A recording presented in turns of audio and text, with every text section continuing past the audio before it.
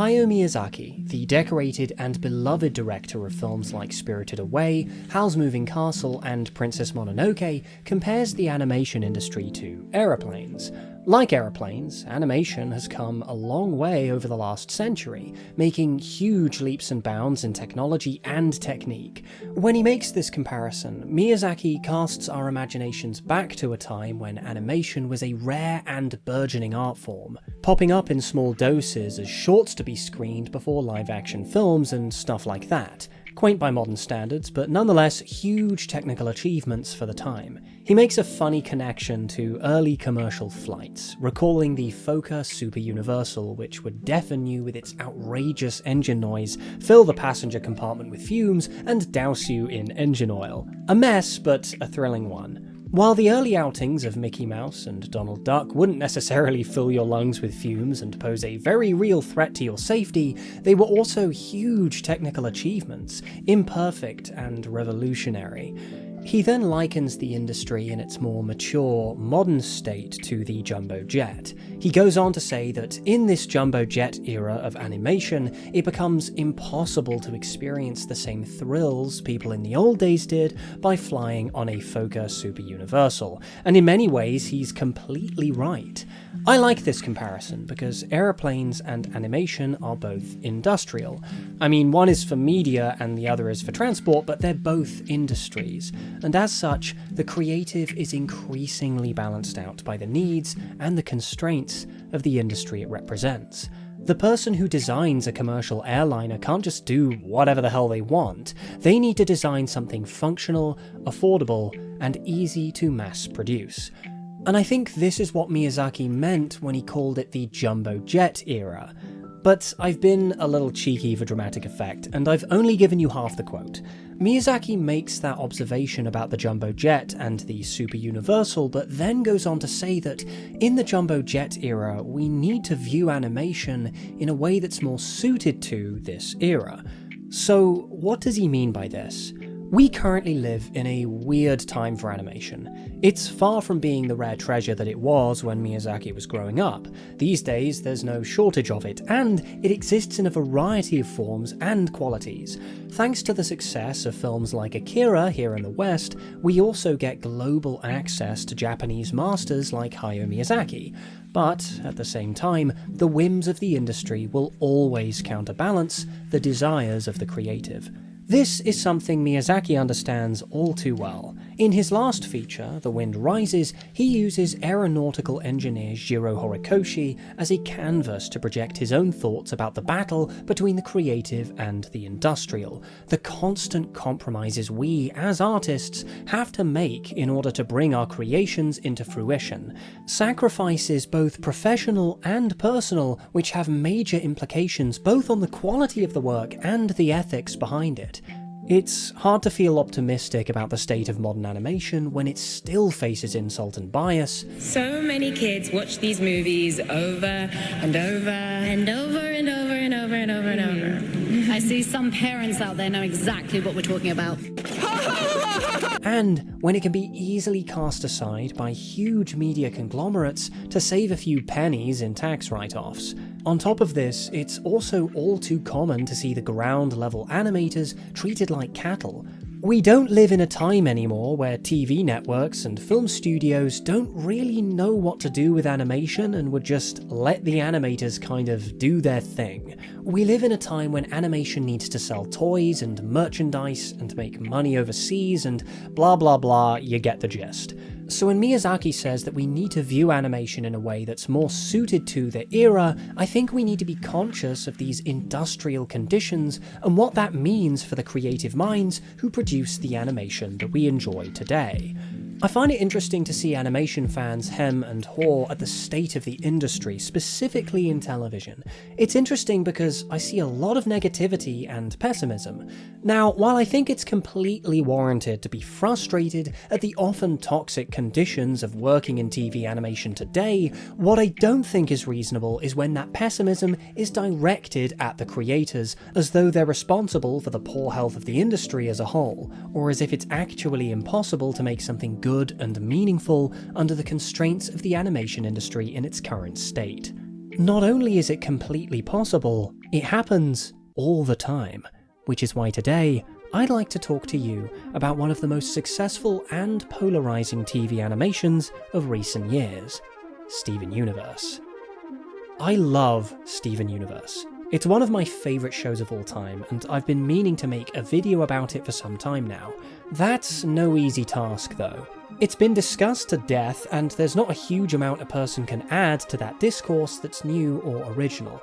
Nevertheless, I haven't seen that many comprehensive video breakdowns that attempt to really dig deep into a specific part of Steven Universe's production that I think is more than deserving of a proper spotlight. I'm talking about how pretty this show is. Steven Universe comes packaged in such a distinctive style, one which is soft on the eye, meaningful in context, and so effective. Plus, while a lot of people can look at it and say, yeah, it's pretty, the average person isn't necessarily going to be able to voice why or understand the individual components that make up the visual style. But don't worry, that's what this video is for, and I'm going to do my best to make everything I talk about as accessible as possible. Unfortunately, Steven Universe is also a bit of a contentious topic and a hotbed for impassioned opinions, even when it comes to how it looks. Hell, especially when it comes to how it looks. There are a lot of people out there who would outright say that Steven Universe looks bad. To many, Steven Universe has become a scapegoat of media criticism in terms of modern industrial animation, and I do not agree with any of these sentiments. So before going any further, I want to address a couple of elephants in the room, one of which I'll be talking about in more depth in this video, the other I will not. As for the latter, I will not be talking about the Lily Orchard video, Steven Universe is garbage and here's why. If you are hoping for a lengthy rebuttal of that video, this ain't it. And if you're a fan of that video and you just came here out of spite, this isn't the video for you either. Yes, I have seen the video and I don't think very highly of it. I think it hinges largely on an ethical criticism of the show that almost purposefully misunderstands the content and is padded out with needless, completely subjective nitpicks. Moreover, I think it paints a bizarre portrait of the show's creator and in a way that frankly amounts to character assassination. So from here on out, I will not be talking about that video any further.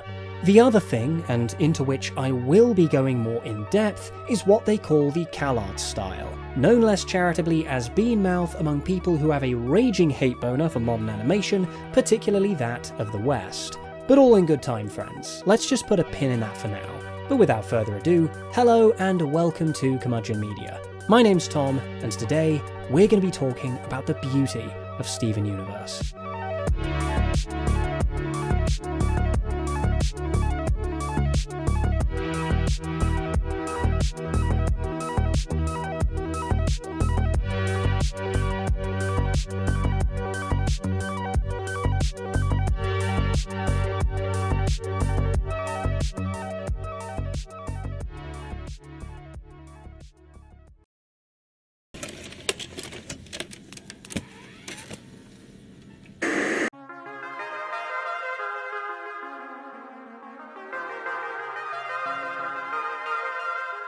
It's going to be bloody difficult to talk about Steven Universe without first talking about its creator.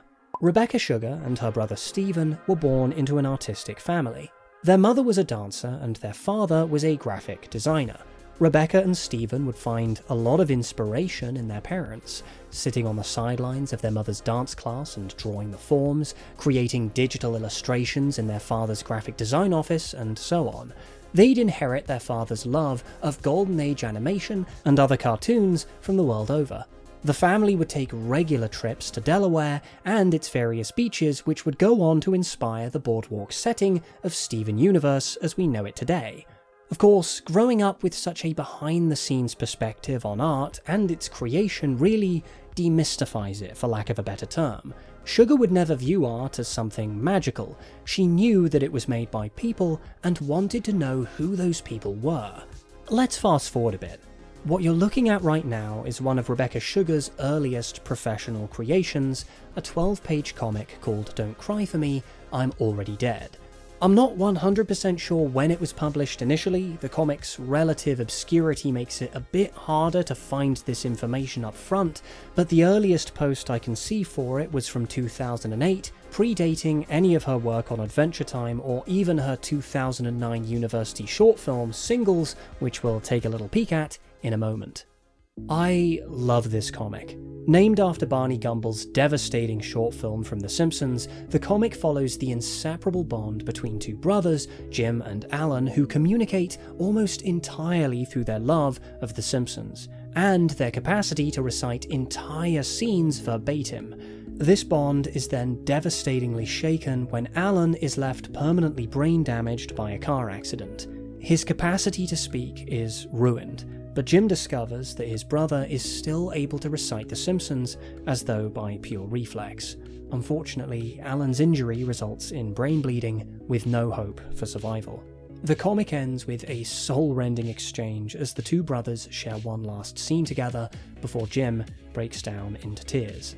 Rebecca Sugar started out not in animation, but in self-published comics like this one. The reason I chose this comic over her perhaps more well-known Pug Davis comics is that I think it better illustrates Sugar's unique attributes as a writer and an artist. Her unique capacity to take 12 pages and a rather absurd setup and then proceed to completely ruin you by owning in on this distinctly human relationship and its ensuing tragedy is very on brand for her and well worth noting. I think her innate understanding of humanity is crucial to the fabric of everything she makes. You'll find a similar sentiment in Sugar's final student film, Singles, which I mentioned earlier. A conceptually bizarre exercise which sees a character look inwards only to find nothing, but who finds satisfaction in simple human togetherness and some American cheese. But what I'd like to really draw attention to in both these examples is the style. If your entire exposure to Rebecca Sugar as a creator is her introductory work on Adventure Time and her own series Steven Universe, seeing her early creations might be a bit surprising. Contrary to what we often see in popular Western cartoons, there's this bizarre, rubbery uniqueness to Sugar's own style. I can imagine there may even be some who'd lament the fact that such a unique style would never make it into Steven Universe proper, and in many ways, Sugar's earlier self may even have agreed. In her own words, all the technical aspects of animation were making me feel frustrated. I was sick of lifeless model sheets. I couldn't see any romance in prop design. I didn't like the factory feeling of these blueprints. But of course, Rebecca Sugar would eventually be brought on as a storyboard revisionist on Adventure Time, then a storyboard artist and writer, and would become an integral part of the series. Eventually, she would nab the opportunity to pitch her own original pilot for Steven Universe, and the rest is history. In fact, you can see a lot more of Rebecca Sugar's personal style in the Steven Universe pilot. Many of the creative team who would breathe life into Steven Universe proper were yet to be introduced, and the pilot carries through with a much darker, grittier aesthetic to it, much more in line with Sugar's early work. The few early fans of Steven Universe were sure to notice this difference between Sugar's initial style and what the style of the show ended up being. The pilot was a success, of course, but unbeknownst to the creators of the show proper, Cartoon Network would air pilots for upcoming shows to drum up hype. People were drawn to Steven Universe and its style. However, by that point, said style had already undergone major revisions. We'll talk about why those revisions happened soon enough, but first, it has to be said that a lot of people weren't happy. In fact, fans were initially outraged when the first official poster was published, showcasing new designs that strayed from the more Rebecca Sugar pilot designs that people liked. As Ian Jones-Corti would have it, our then tiny fanbase was positively outraged. There were accusations that Rebecca was selling out, rumours of Cartoon Network cutting the show's funding, that the show would look like early 2000s Flash animation, all kinds of stuff. People even tried to imply that the designs weren't actually Rebecca's work, and that Danny or I had purposefully ruined the designs. I think that comment about selling out is really interesting because it shows that viewers were, and still are, hypersensitive to this relationship between industry and creator. The idea that Rebecca Sugar would completely bow to the whims of the studio and, for lack of a better term, sell out.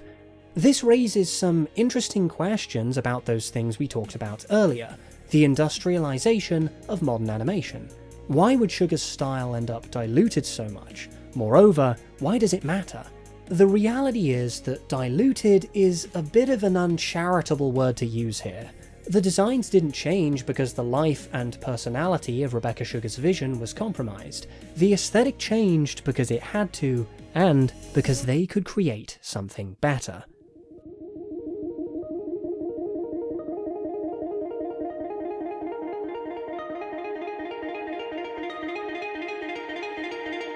Firstly, once they were out of the pilot phase and into Steven Universe proper, it became a much more collaborative process.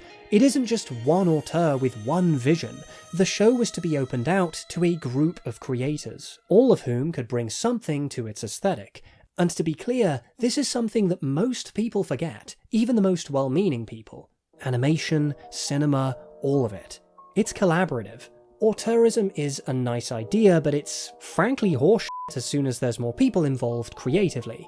If you're looking at some nice background art from the Powerpuff Girls, and you credit it to Genndy Tartakovsky... Yeah, it's kind of what I was going for. I was kind of thinking of like some Genndy Tartakovsky look, like how he does backgrounds and like Powerpuff Girls and stuff. Then I'm sorry to say that you're misinformed, and the art directors and background artists deserve more love.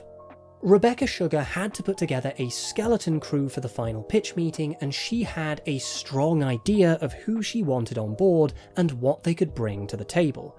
Ian Jones-Quartey, Sugar's then partner and now husband, and a familiar name from Adventure Time, was attached from the start. Jackie Buscarino was invited as a producer, Steven Sugar himself was brought on to handle background design, Ben Levin, a fan of Rebecca's and vice versa, was brought on as a writer alongside his fellow NYU alum Matt Burnett. The team would be temporarily hosted within an office block known as the Black Building, and it's here where some of the most crucial minds in the creation of SU's style would come into the fold. Kevin Dart was wrapping up his work on the Powerpuff Girls special and would be swept up to work on Steven Universe as their first art director. This is a major role in figuring out the overall style and aesthetic of a show, so we'll come back to Kevin Dart in more detail later. Jasmine Lai, who would later also be brought on as an art director, was hosted in the Black Building, as well as Tiffany Ford and Elma Chalka, colorist and art director respectively. Then there's freelancer Danny Hines, brought on as a character designer and a familiar face having worked on Ian Jones-Quartey's pilot, Lakewood Plaza Turbo, which would of course become OKKO, Let's Be Heroes. We have him to thank for a lot of the iconic designs like the boardies. Needless to say, his designs chimed with the crew and there was no question that he would be brought on. I could go on like this all day. The creative credits for Steven Universe are lengthy and numerous. These are just some of the main names brought on early in development, some of which I'll be talking about in more detail. All of that is to say that there was always a whole boiling pot of creatives all contributing their own ideas. And, in Rebecca Sugar's own words, I wanted to find something that could exist between all of this disparate art that could bridge it and be simpler, but retain specific elements from each. In other words, she wanted to take different elements from the works of everyone involved and shape it into a new style. The style was then completely overhauled from the ground up, not to satisfy the whims of the studio, but to create the best possible amalgam of a group of creatives. That's not to say that they don't have to be industrially minded though, but to be industrially minded and to make something good and creative aren't mutually exclusive ideas. As the previous quote shows, it's not just about amalgamating the contributions of the crew, but also about simplification. They're still making a show to a budget and on a specific time frame. If you're a cynic, you'd interpret this to mean that they just cut corners to save time and money. Again, this is an uncharitable way of looking at it. I think this is as good a time as any to address what is that sound? Oh no. Okay, so CalArts. Beanmouth. I don't want to go into too much detail here because the Wacky Deli already made a great video about it, so y'all should just go check that out if you want a more comprehensive response to this whole debate. But the general idea behind the CalArts criticism is that all modern Western animation looks the same, and all the new animation figureheads come from the California Institute of Arts, known otherwise as CalArts. The style is referred to in derogatory terms as bean mouth because the bean-shaped mouth is a common denominator between various modern animated shows, from Adventure Time to The Amazing World of Gumball to Gravity Falls to Hilda to, you guessed it, Steven Universe. Steven Universe really became the scapegoat of a lot of this criticism for various politically and non-politically motivated reasons. I find this ironic, since neither Rebecca Sugar nor Ian Jones-Quartey actually attended CalArts, but that's beside the point. Now, I could go on all day about how if you actually look at these various shows, while they may share certain commonalities, like most art movements do, they're actually very experientially different. The visual sensibilities of something like Adventure Time, with its outlandish colour palette, noodly limbs and absurd character designs, is a stark contrast to the autumnal, European sensibilities of Hilda. What we're actually looking at with Beanmouth is quite simply an attempt to simplify the shape language of character designs and expressions into basic shapes that are easy to redraw. Now, easy to redraw does not mean nondescript or looking the same as everything else. For example, look how Tom Moore breaks down the simple shape language of his characters from Wolfwalkers. Robin at the start of the movie is very based on squares, and it really shows her inner personality is very uptight. And using simple shapes helps all the animators draw the same way, and it also helps us say something about the character. The shape language may be simple, but it only adds to the distinctive look of the movie and the inarguably unique style of Cartoon Saloon. And this process of simplification relates to the previous point about Rebecca Sugar's individual style and why it was necessary to filter it out. You see, the more personally individualistic a style is, the harder it becomes for another artist to replicate. Going back to Miyazaki, a lot of people would consider his movies to be stylistically distinctive, and I would agree. There are many people who hate Steven Universe but would absolutely stand by Miyazaki any day of the week. But here's the thing. Miyazaki's style would have undergone the same processes as Steven Universe to create a style that can be repeated by other artists and communicated between them. It's practical. Now, obviously Miyazaki's thumbprint is still there, and it's still very much his, but it also belongs to the rest of his creative teams. He created a simple style built out of practical, easily repeatable shorthands. That's his gift to the animation industry, and you can see this style in the works of younger Ghibli alumni like Hiromasa Yonebayashi, and in works with which Miyazaki had nothing to do.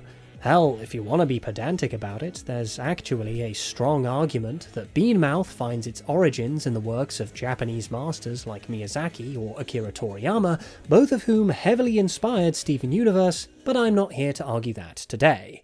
Nevertheless, it brings us full circle once more. Modern TV animation can be both industrially viable and be very beautiful. If we sit down and examine the nitty-gritty details behind how Steven Universe was designed and why, we can understand exactly how much forethought went into crafting this beautiful, vibrant, and colourful world.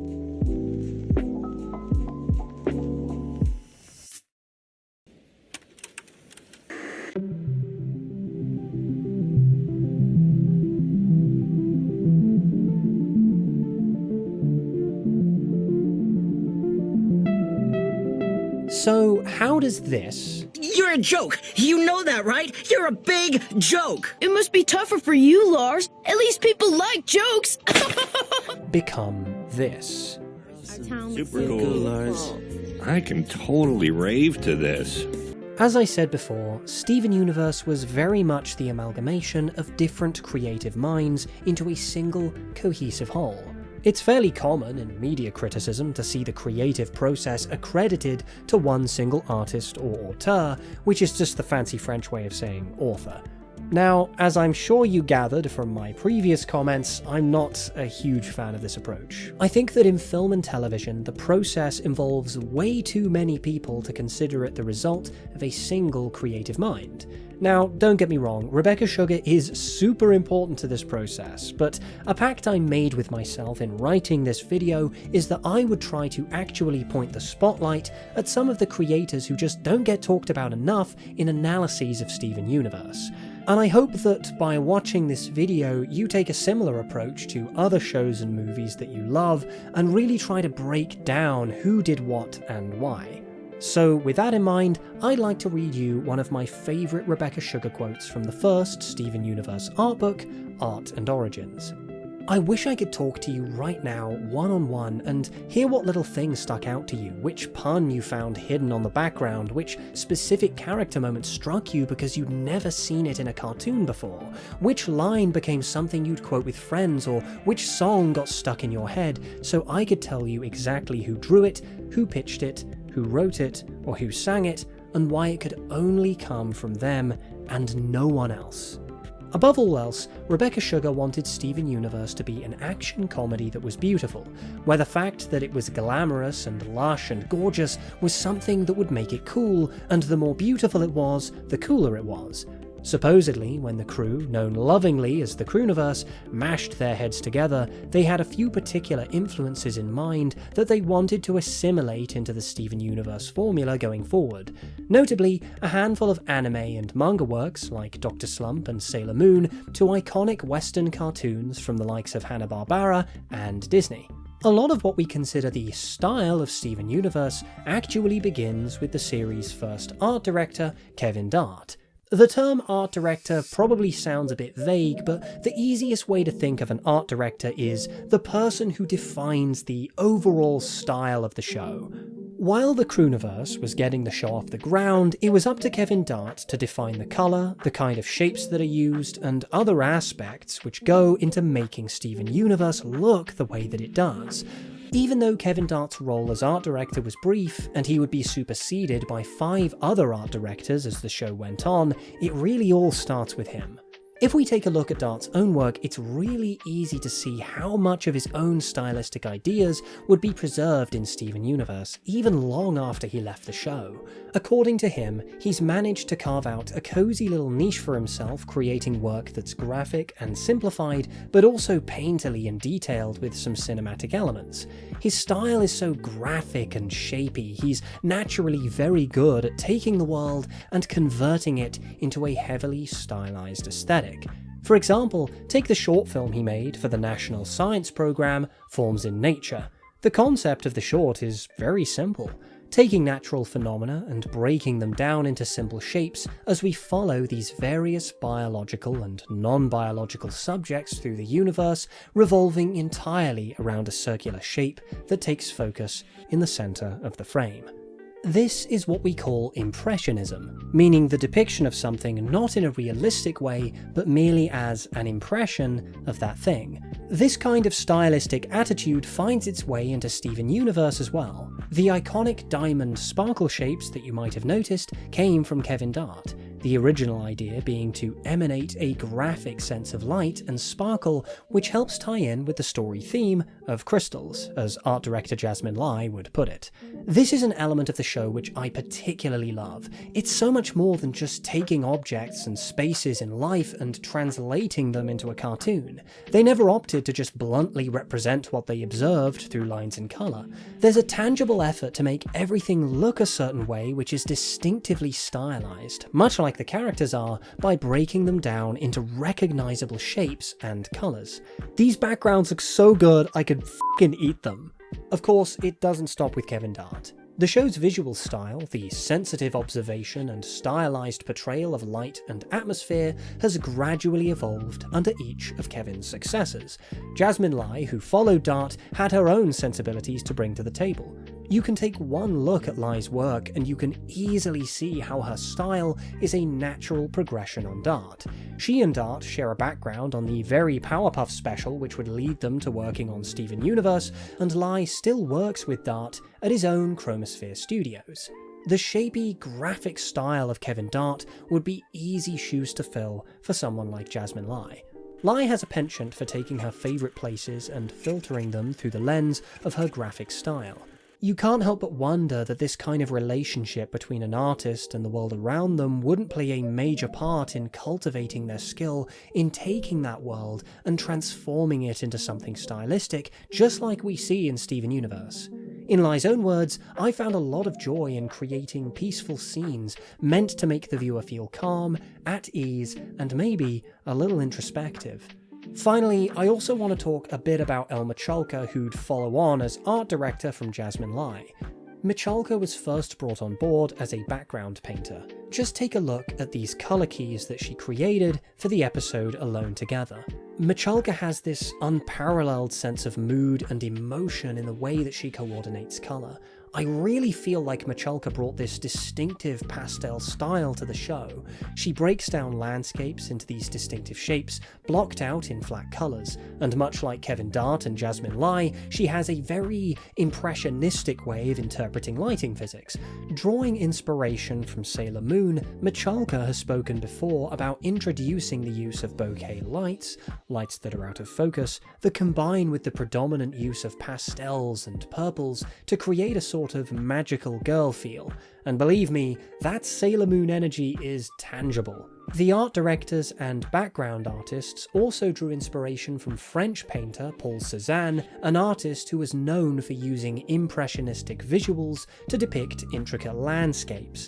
They were inspired by the way that Cézanne would imitate the viewer's own lack of focus, like in their peripheral vision, by allowing certain portions of his paintings to be kind of messy. In El Michalka's words, when we approached the art style of the backgrounds, we decided that we could achieve this same effect. The lines became the descriptive bones, and the paint was applied more loosely, breathing underneath. We even made the colour slightly off-register with the line to highlight that distinction. That last part about the off-kilter line work is actually one of my personal favourite aspects of the Steven Universe style. It always read to me like old VHS tapes where the red and the blue layers get kind of decentralised. It makes it a bit blurry and it gives it this nostalgic feel to it. Nevertheless, you'll have noticed that in talking about the art direction of Steven Universe, there's a lot of crossover into the realms of background art. The backgrounds and the spaces in Steven Universe are also integral to the fabric of how the show looks and how it feels.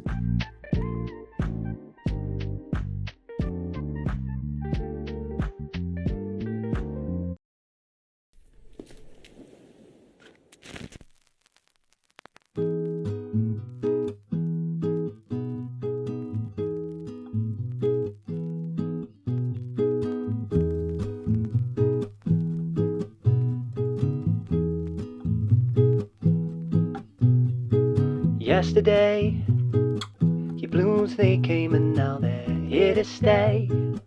Perhaps it ain't so bad to stay a while. I'll be right beside you.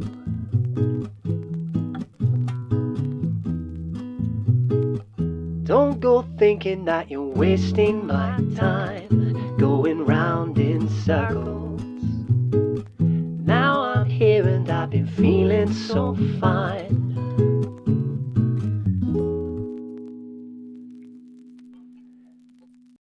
Steven Sugar is credited as the show's chief background designer, and his attitudes towards world building and setting design are instrumental to the way that the many spaces of Steven Universe look and feel.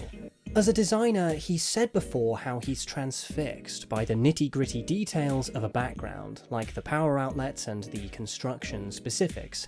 As he puts it, I love adding the nitty-gritty stuff to a cartoon town. This really taps into one of the most fundamental aspects of Steven Universe's visual design, the realistic approach to imagining its settings. Ian Jones-Quartey echoes this. During the show's early development, Jones-Quartey was drawing a lot of inspiration from Akira Toriyama's manga, Dr. Slump, which he describes as having this great small-town feel to it, one which you can likewise see in Steven Universe. All of the recurring characters live and work together in a tight-knit environment, And so, the boardwalk of Beach City became a finite, specific place that we could come back to again and again, brought to life by a slew of shops and their respective owners who would come to be known as the Boardies. All of this is to say that Steven Sugar and the rest of the crew really wanted the physical spaces of Steven Universe to be more than just cartoony, fantastical settings. They had to feel real, they had to be tangible. To quote Steven Sugar, "I wanted Beach City to have a very specific layout so viewers can really think of it as a believable place that exists outside of what's seen on the show. The Gems Temple and the Water Tower are generally used for orientation, and we try to be as consistent as possible with roads and shops and all of that." And with the exception of the odd mishap, this absolutely rings true. I mean, if you're familiar with the show, you can actually map out the walk from Steven's front door to the Big Donut or all the way to the arcade. And if you don't believe me, it's actually provable because they mapped out the entire setting of the boardwalk in the frankly underrated video game Steven Universe Save the Light, and that very walk is one of the first you do in the entire game. And if you think this kind of design philosophy is one that begins and ends with regular settings like the boardwalk, you'd be dead wrong. For example, if we take a look at some of the design notes from the Steven Universe Future episode Why So Blue, you can see that they actually map out how the action takes place over the course of the episode relative to the physical space. In other words, they work out ahead of time where the characters go, how they get there, and how they can tie it all together so the space retains a feeling of reality and tangibility. But then on top of that, the settings of Steven Universe also undergo permanent changes over the course of the story that also add to this feeling of them being real and tangible. They aren't just cartoon places that can be messed around without consequence. For example, the crater on Temple Hill that results from the f**k-off massive handship blasting down on the surface, that stays. You can see it in every shot where it's visible from that point forward. In Steven Universe, Art and Origins, Rebecca Sugar talks about my favourite instance of this. It's in an indirect kiss that Pearl gets upset that Amethyst fell off the cliff and says that they should build a fence. From then on, it's always there. The permanence of these changes are really important to all of us because it makes it feel real. I love the fence especially because it was just a joke, but now it's always there. They really built that fence. Of course, Steven Universe is still a fantasy show that divides its attention between the alluring normalcy of the boardwalk, Steven's human side, and the fantastical alien settings of gem culture from years past, his gem side. It's for this reason that a completely different approach would be needed when the series would eventually take us to Homeworld. Homeworld really has its own sense of internal logic to it. Now, imagining a totally alien society from scratch is a tall order, but in my opinion, the best examples of this are when the designers will acknowledge how fundamentally different an alien society's infrastructure will be based on their own needs as a species. So, what does a metropolis look like in a society where there are no human needs? Since gems don't require food, sleep, or anything beyond the purely functional, the creative team decided that Homeworld will be built entirely for gem transport, storage, and role fulfillment, constantly moving gems from place to place, storing them in buildings for later use, or bringing them somewhere to make an appearance and play out their role. The bits and bobs we're used to seeing, like signs, roads, telephone poles, etc., would be completely useless to gems, and therefore wouldn't exist. It had to feel alien in the entirety of how its design would function. What's most interesting about the design behind Homeworld is how sharply it contrasts the realism that was so integral to designing the boardwalk and other human spaces. Instead, they strove to design something beyond the human and beyond the real. The moment Steven leaves Earth is also the moment that Steven leaves the world of the literal, and Homeworld's imagery is entirely emotionally driven. For example, walls are designed to resemble puzzles, often built out of gems whose entire existence is to be a part of that wall and to be a part of the puzzle, because the society they live in is itself like a puzzle. It demands its inhabitants serve a specific role and fit in like a puzzle. There are countless systems of its transportation tubes that are designed to look like blood vessels because Homeworld treats its gems as resources that exist to fulfill their functions endlessly. Era 2 Homeworld is hiding its broken self, burying its Era 1 identity under cold, functional architecture. And so, what you end up with isn't just some vague idea of a bunch of cartoon settings that come and go on an episode-by-episode basis. There's a tangible amount of thought that went into making all of these significant spaces in the show stand out. With Beach City particularly, what you end up with is something greater than the sum of its parts. A truly special, iconic location that really draws you in, a place so well realised that you can traverse its many shops and pathways in your head. As Steven Sugar puts it, whenever I look at what people are saying online, the nicest thing is always when I see compliments like, "I want to live in Beach City," because to me, that says that we've made a world that means something to people, like they can connect the dots and see something deeper than a few hundred backgrounds of side streets and building exteriors. But of course, these settings and spaces are just one part of a much larger picture. They don't mean much without the characters who navigate them.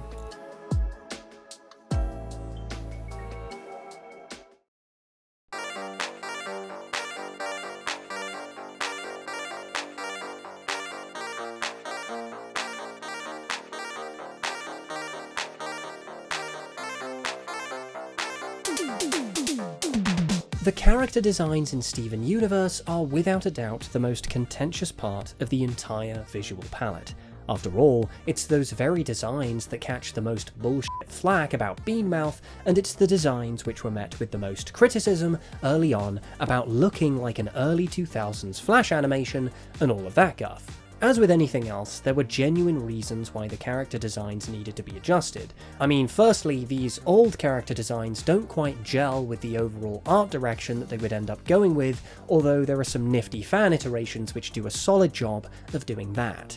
But regardless of what you or I think, there are no greater critics of those initial designs than the designers themselves. Rebecca Sugar, Ian Jones-Quartey, and the rest of the pilot team weren't entirely satisfied with how those designs functioned. Don't get me wrong, they were plenty happy with how they looked, but to quote Ian Jones-Quartey himself, a great design doesn't just look superficially good, it tells you something about the character at a first glance. Now, to understand how they achieved this in more detail, we need to revisit that idea from earlier about shape language.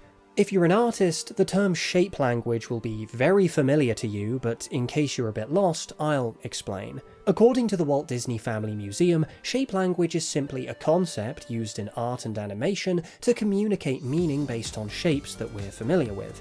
That's why we use the term language. It's about what the shapes tell us about the character. Rebecca Sugar was, at the time of drafting up Steven Universe proper, expressing an interest in the Bauhaus theory of design. She's since distanced herself from this theory for its very black and white way of theorizing art, but it's still a handy tool for demonstrating shape language and understanding why the characters in Steven Universe look the way that they do. Now, there's a lot that goes into the Bauhaus theory of design, like the fundamental tenet that form follows function. However, only some of it is actually relevant to what we're talking about, so I'll just cut straight to the part that matters. So, within the Bauhaus theory of design, there is a test created by the Russian painter Vasily Kandinsky. Kandinsky believed that primary shapes corresponded to specific primary colours. The test goes that you're meant to say which colour fits which shape. The cone is yellow because it's sharp and directional, the cube is red because it's strong and grounded, and the sphere is blue because it's fluid and loose. With this in mind, we can see how these principles fit the crystal gems and beyond. In Rebecca Sugar's own description, garnet is a cube, amethyst is a sphere, and pearl is a cone, because garnet is solid, pearl is pointed, and amethyst is fluid. And not forgetting Steven, of course, whose head is a heart, because he's just a lovely little squishy nugget baby. These principles of shape and colour of course apply to everyone else in the show, such as the Diamond Authority. Yellow is physicality, action, force. Blue is emotion, thought and culture. White is identity, judgment, perfectionism. And pink is pure want. Impulse, desire. She's infectious. Designing the characters around these simple principles makes them recognisable, iconic, and most importantly, easy to redraw between different artists without losing their sense of visual identity. If Pearl has her nose, it's Pearl. Her pointedness is part of her character. She has direction, she has an opinion, she has a point. simplicity is the heart of great character design. Now, constructing the characters around simple, communicative shapes and colours is really no different to the rest of the art direction and how Kevin Dart chose to approach it. When we talked about this earlier and how the broader backgrounds of Steven Universe are depicted, we addressed that post-impressionistic style of boiling the world and its contents down into these simple shapes. The fact that both the character design and the background design were approached with this idea in mind is super important, because it helps to marry the two together. What do I mean by this? Well, finding a way to make the characters fit the background is hard work. Background art and character design are two totally different things after all, and those roles are delegated to different people. The easiest approach, I think, is to just draw the backgrounds like you draw the characters, like in We Bare Bears, or stuff like that. But unlike a show like We Bare Bears, the background art in Steven Universe is heavily stylized.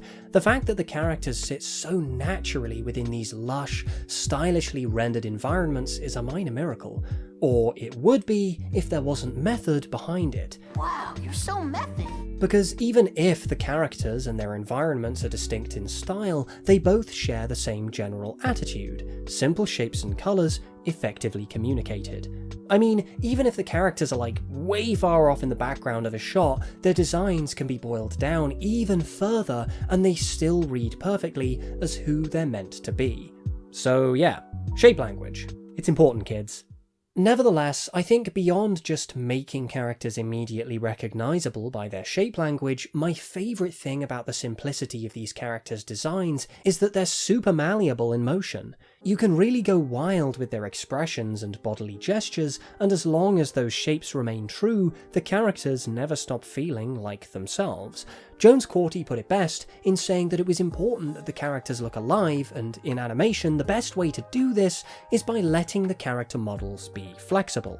Danny Hines, the lead character designer, once said that the models are built to be worked with and moved around. This really adds to the expressiveness and elasticity of the characters. When characters are drawn too on model in a cartoon of this ilk, they start to look stale and dull, like Family Guy. Steven's faces for excitement and anguish shouldn't be the same. This kind of exaggeration is one of the best parts of the show. It stops the show from looking static and lifeless. Now, I understand that the matter of staying on model is a very common criticism of the show. Too common if you ask me, but I digress. That's not to say that I think some of these criticisms aren't accurate. Errors happen in animation, that's just par for the course, but I do also think that consistency is a little overrated. I remember in one of Tom Moore's videos, he explains why it's good for the line work to look kind of scrungly and imprecise, because it's a sign that it was made by a person. I kind of like wonky drawings too. They look kind of lively. You can feel a person drew them, not a robot. Shows it's kind of handmade. As far as I can tell, Rebecca Sugar feels the same way when it comes to these character designs. In her own words, I'm not interested in fullness or consistency. If I were to do a project digitally, I'd want every in-between to be its own drawing, and I'd still want a limited animation that goes off model. In other words, it's quite simply authentic. Moreover, I always liked the idea of the storyboard artists drawing the characters a bit differently from one another. It's a sign that they're making these characters their own.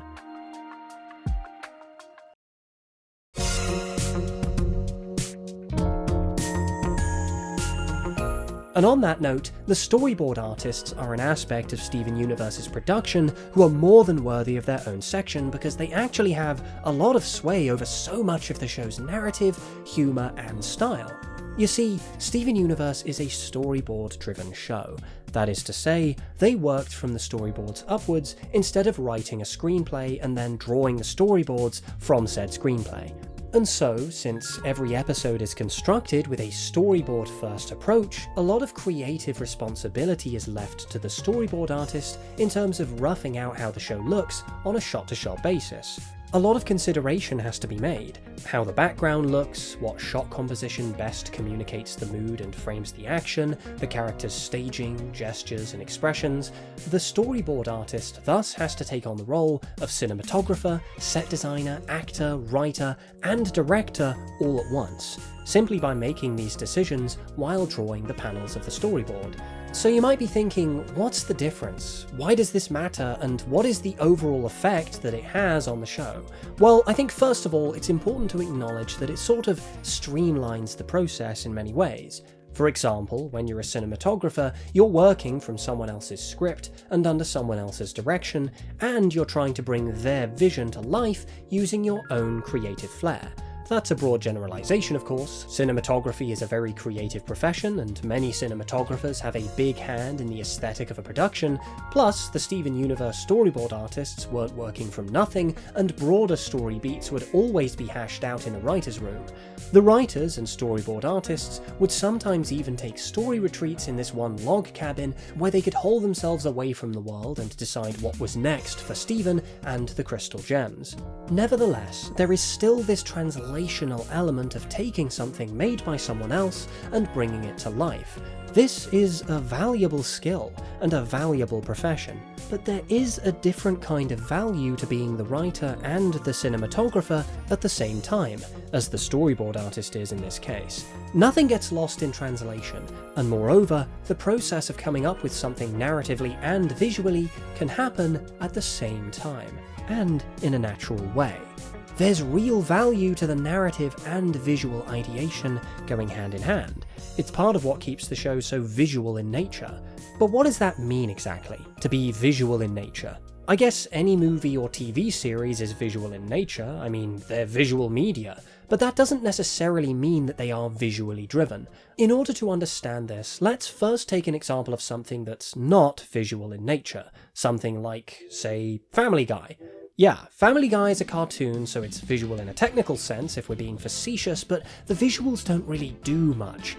Family Guy is a gag-based show with X number of gags per minute, and the visuals are highly utilitarian. They exist only as a functional method of delivering those gags, and in many cases they serve a very minimal role in the narrative beyond delivering the absolute bare-bones information required to push one scene onto the next. As such, I wouldn't describe Family Guy as a very visual show. The visuals often feel like a means to an end, rather than a meaningful way of communicating the gag, with the odd exception here and there, which is more often than not just a reference to something else with a much greater sense of visual humour.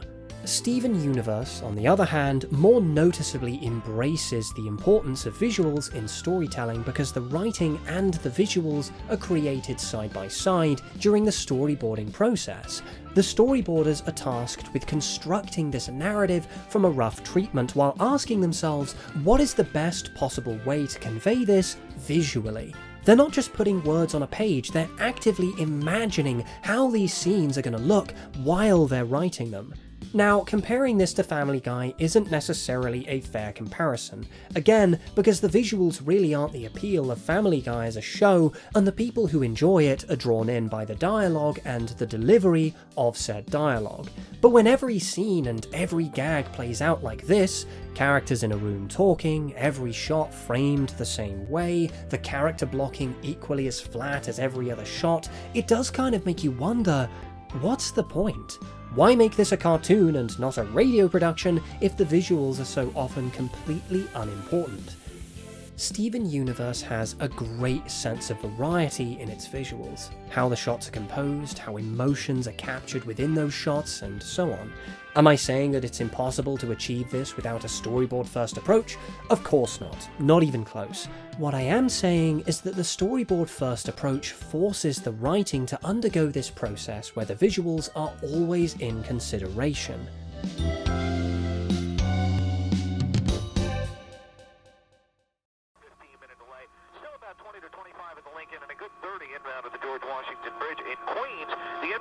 Is slow from the Grand Central in through Queens Boulevard, the Grand Central sluggish Francis Lewis, in through 188, and then pretty much from LaGuardia right into the BQE. Northbound Cross Island still heavy and slow from Northern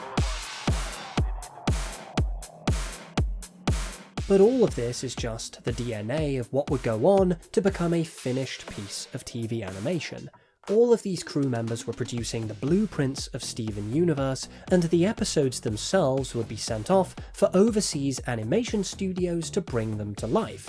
I'm referring to the Korean animation studios Sunmin Image Pictures Company and Rough Draft Korea, the latter of which has earned a name for itself working on other big shows like Adventure Time, We Bare Bears, The Owl House, Amphibia, and so on. It's become industrially practical and economical to outsource this work abroad, but by no means does that mean a lack of quality. Rough Draft represents the epitome of US to Korea companionship in animation, having been founded in 1991 by Greg and Nikki Vanzo, and finding the humblest of beginnings operating out of a garage. But eventually, while working on Ren and Stimpy, the two of them would suggest outsourcing work to South Korea, at which point their Korean division would be formed. And, like I said before, they've turned over work for a lot of major American productions over the years. Beavis and Butthead, Ben 10, Big City Greens, Craig of the Creek, Danny Phantom, Samurai Jack, The Simpsons. Admittedly, the studio is responsible for some of the more egregious size inconsistencies between characters in Steven Universe, but despite their name, their work is anything but rough. And while Sunmin Image Pictures Company, founded under the name Art Plus in 1990 and lovingly abbreviated as SMIP, is used far less frequently than their Rough Draft counterparts, they're certainly no slouches.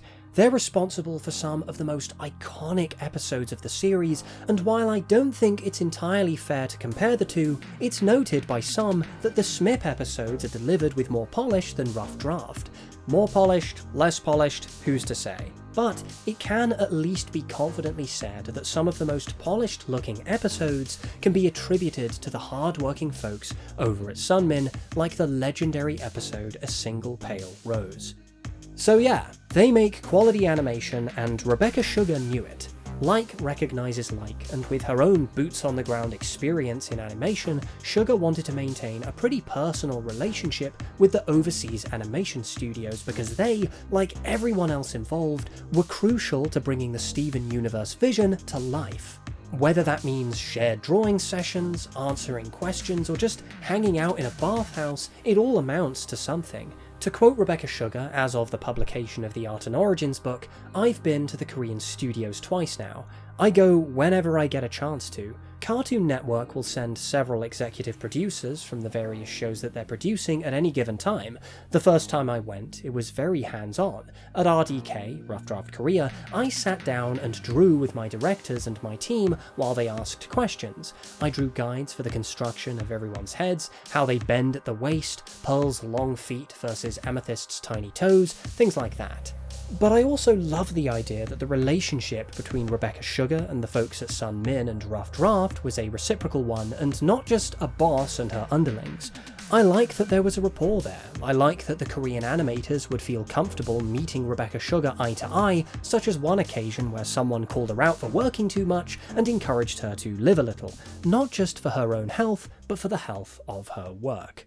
Now, this is purely speculative on my part, but I think this is just a smaller example of a larger attitude behind the scenes that contributed to why all of these different elements of the show's production pulled together so nicely. That is, how well everyone on the team communicated. I can't speak to what the energy was like behind the scenes, and I'm sure there was friction just like any other creative project, but something that stuck out to me in the process of researching this video is just how much the crew comes across like a family. The idea that this group of people would feel comfortable squirreling away in a log cabin for a weekend to throw a bunch of ideas into the boiling pot and create something that really speaks to all of them. They used to hold watch parties where they'd all get together and make Steven Universe themed snacks, like a cake done up to look like Pink Diamond's leg ship or whatever. I think to some extent, to know the people you're working with and to coexist with them on that level is bound to affect how the final product plays out. Honestly, it makes me wish we could have more of a behind-the-scenes look at how similar shows get made.